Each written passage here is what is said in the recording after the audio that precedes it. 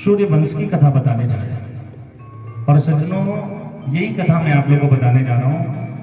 ये वही सूर्य वंश है जिस वंश में हमारे राघवेंद्र सरकार का प्राकट्य हुआ है। ये सूर्य वंश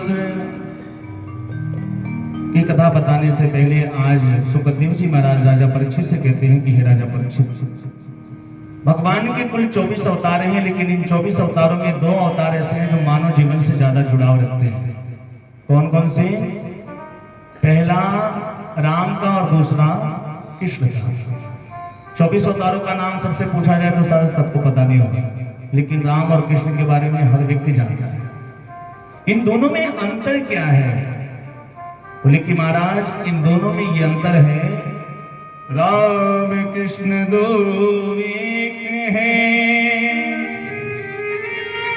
अंतर नहीं निमेष, और इनके नयन गंभीर हैं, उनके चपल विशेष। भगवान राम के नेत्रों में गंभीरता है और भगवान श्री कृष्ण के नेत्रों में चंचलता है। भगवान राम मर्यादा पुरुषोत्तम है और भगवान श्री कृष्ण लीला पुरुषोत्तम है। भगवान राम ने अपने जीवन में जो किया है वो करने योग्य है कि नहीं है? करने योग्य है सच। प्रभु श्री राम अपने पिता की बात मान करके, आज्ञा मान करके, शिरोधार्य करके 14 वर्ष का वनवास स्वीकार कर लेते हैं। और भगवान श्री कृष्ण ने अपने जीवन में जो किया है वो करने योग्य है कि नहीं है? भगवान श्री कृष्ण तो गोपियों के वस्त्र चुराए थे। बहुत सारे लोग तर्क करते हैं कि महाराज, भगवान श्री कृष्ण ने तो 16,108 विवाह किया था, हमने 2-4 कर लिया तो क्या बुरा है? भगवान श्री कृष्ण अपने जीवन में जो किए हैं वो करने योग्य नहीं है, अपितु भगवान श्री कृष्ण ने अपने जीवन में जो गीता का उपदेश किया है ना, वो अपने जीवन में उतारने का विषय है। भगवान श्री कृष्ण लीला पुरुषोत्तम है, लीला करने में इनका कोई जवाब नहीं है। सुखदेव जी कहते हैं कि हे राजा परीक्षित, सबसे पहले नारायण के पुत्र ब्रह्मा हुए, ब्रह्मा के पुत्र मरीचि, मरीचि के पुत्र कश्यप, और कश्यप के पुत्र हैं सूर्य। बल्कि सूर्य का एक वास्तविक नाम है विश्वस्वान, और इन्हीं से सूर्य वंश प्रारंभ हुआ। विश्वस्वान के द्वारा जो पुत्र उत्पन्न हुआ ना, उसी को हम लोग वैवस्तु मनु कहते हैं। और वैवस्तु मनु महाराज के पुत्र वे प्रद्युम्न जी, जो गलती से एक बार शिव जी के बागीचे में जाने की वजह से उनको स्त्री बनना पड़ा।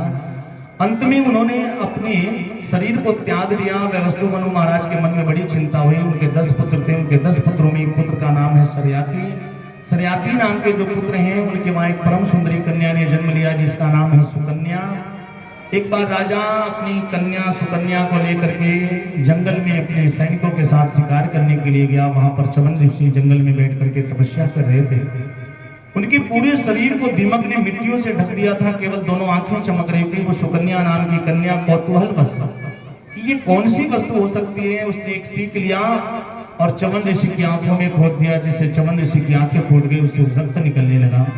च्यवन ऋषि की समाधि खुली। अब तो सभी राजा और सभी उनके साथ जो मंत्रीगण थे सभी भयभीत हो गए कि कहीं च्यवन ऋषि हमें श्राप ना दे दें। तो च्यवन ऋषि ने कहा कि हे राजन, तुम्हारी पुत्री ने मेरे नेत्र फोड़े हैं, इसलिए अब यही मेरी सेवा करेगी। राजा की इच्छा न होते हुए भी राजा अपनी परम सुंदरी कन्या सुकन्या का विवाह च्यवन ऋषि के साथ में कर रही है। आगे चल करके अश्विन कुमारों ने आकर के च्यवन ऋषि की आंखों को ठीक कर दिया। इसी वंश में परम प्रतापी राजा हुए सज्जनों, जिनका नाम है महाराज अम्बरीश। और कौन नहीं जानता है महाराज अम्बरीश को? महाराज अम्बरीश ने अपने जीवन में जितने भी एकादशी के व्रत होते हैं ना, सभी व्रतों का